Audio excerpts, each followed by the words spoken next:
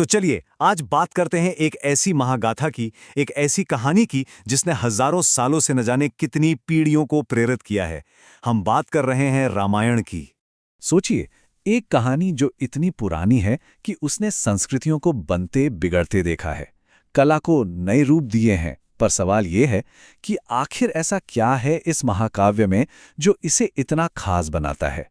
क्यों इसकी गूंज आज भी सुनाई देती है? आइए इसी को समझने की कोशिश करते हैं। अच्छा, तो रामायण को अगर सही मायनों में समझना है तो सबसे पहले हमें इसकी जड़ों तक जाना होगा, इसके विशाल आकार को समझना होगा। देखिए, इसका नाम ही सब कुछ बयां कर देता है।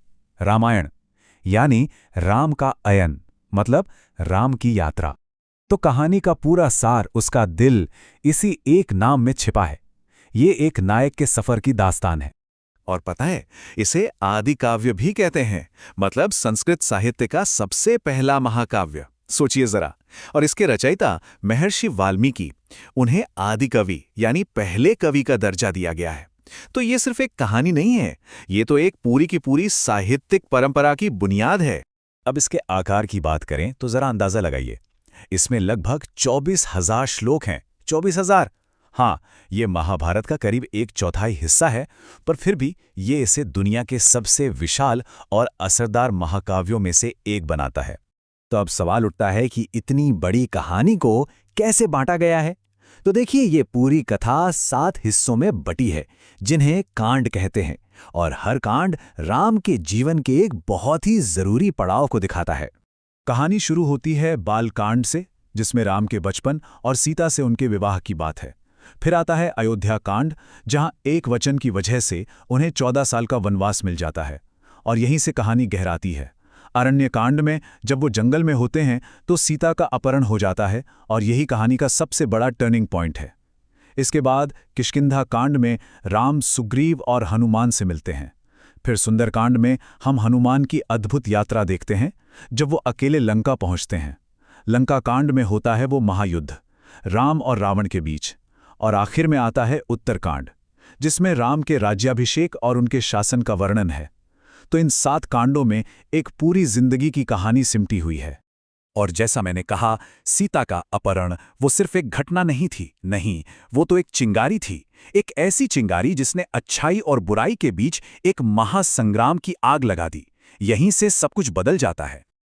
पर रामायण सिर्फ एक एडवेंचर स्टोरी नहीं है, बिल्कुल नहीं। अगर हम इसकी गहराई में जाएं, तो इसके दिल में आदर्श मानवीय गुणों और धर्म की एक बहुत गहरी खोज छिपी हुई है। आपको पता है, ये पूरा महाकाव्य एक सवाल से शुरू होता है। वाल्मीकि ऋषि नारद से पूछते हैं, इस दुनिया में ऐसा कौन है जो गुणवान है, वीर्यवान है, धर्म को जानने वाला है? और नारद का जवाब बस एक नाम होता है, राम।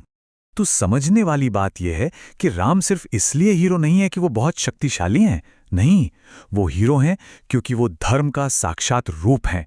मतलब सही कर्तव्य क्या है, सही आचरण क्या है, इसका प्रतीक। उनके हर काम में, हर फैसले में यही धर्म झलकता है। और ये बात सिर्फ राम पर लागू नहीं होती। इस कहानी का हर बड़ा किरदार एक आदर्श या एक सीख बन जाता है। राम हमें सिखाते हैं, कर्तव्य सिखाते हैं, एक बेटे, पति और राजा का कर्तव्य। सीता हमें सिखाती हैं सहनशीलता और निष्ठा। हनुमान से हमें निस्वार्थ सेवा और अटूट भक्ति की प्रेरणा मिलती है। और तो और रावण भी हमें सिखाता है कि कैसे अहंकार और घमंड इंसान को विनाश की ओर ले जाते हैं।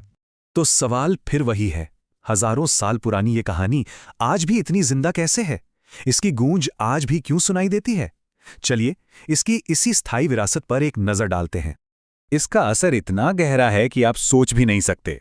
भारत में ही देखिए, तुलसीदास का रामचरितमानस, जो उत्तर भारत के घर घर में गाया जाता है, या फिर दक्षिण में कंबन की कंबा रामायणम।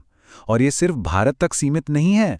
थाईलैंड, इंडोनेशिया, कंबोडिया, पूरे दक्षिण पूर्व एशिया में इस कहानी के अपने अपने संस्करण हैं। ये दिखाता है कि इस कहानी की अपील किसी भाषा या सरहद में बंधी नहीं है।